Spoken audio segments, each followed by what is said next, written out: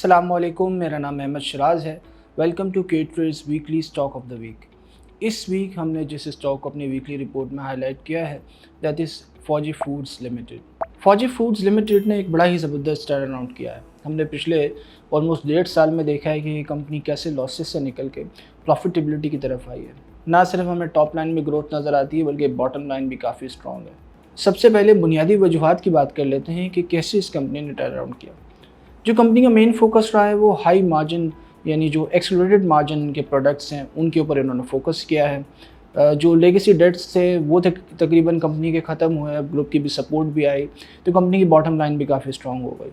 तो जब ओवरऑल एक इन्वायरमेंट एक कंपनी के अंदर जो फंडामेंटल्स हैं वो बेहतर होना शुरू हुए तो फिर हमने देखा कि कंपनी का जो ट्रू पोटेंशियल है वो हमें नज़र आना शुरू हुआ। और अगर हम इस 9 महीने की बात करें इस कैलेंडर ईयर की तो कंपनी का जो ग्रॉस मार्जिन है वो 13% से बढ़ के 18% पे हो गया है। जो सबसे अच्छी चीज़ है कि कंपनी की जो बॉटम लाइन है वो काफ़ी स्ट्रॉन्ग है। तकरीबन 600 मिलियन रुपीज़ का इन्होंने net profit after tax reflect किया है। हम देख रहे हैं क्वार्टर आफ्टर क्वार्टर कंपनी की जो परफॉर्मेंस है वो इम्प्रूव होती जा रही है। ऑब्वियसली फौजी फूड्स में जो मेन उनकी जो ग्रोथ आ रही है वो उनके डेयरी सेगमेंट में आ रही है। जो उनका नूरपुर का ब्रांड है वो पाकिस्तान का पिछले 3 साल से हम देख रहे हैं कि फास्टेस्ट ग्रोइंग ब्रांड है। और अब कंपनी जो है वो चाइना के रॉयल ग्रुप के साथ उन्होंने एक कोलैबोरेशन की है और ये पाकिस्तान से बाहर चाइना में जो है वो मिल्क भी एक्सपोर्ट कर रहे होंगे। उसके लिए ऑलरेडी वर्क जो है वो काफ़ी हद तक हो गया है। चाइनीज़ काउंटर पार्ट्स ने यहाँ पे जो है वो उसके लिए अपना एक सेटअप भी बना लिया है। कुछ रेगुलेटरी अप्रूवल्स हैं और उसके बाद by end of this year हम देख रहे होंगे कि ये वेंचर भी स्टार्ट हो जाएगा। इसके अलावा कंपनी ने कोशिश की सीरियल्स के अंदर भी अपने रेवेन्यूज़ को बढ़ाया जाए और उसमें भी सेल्स ग्रोथ लेकर आए।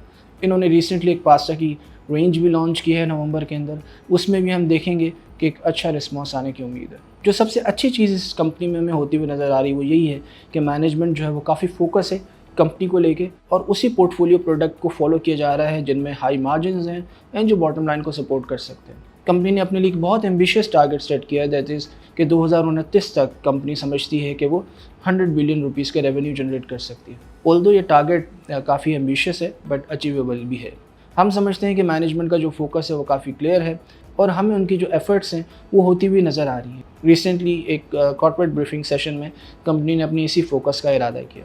जो मुल्क के मैक्रो इकनॉमिक हालात हैं वो बेहतरी की तरफ है। हमने देखा है कि नॉट ओनली जो इंटरेस्ट रेट हैं वो नीचे आ रहे हैं, इसके अलावा आज ही के दिन की अगर हम बात करें तो पाकिस्तान ने जो है वो अक्टूबर में $350 मिलियन रुपीज़ का करंट अकाउंट सरप्लस दिया है।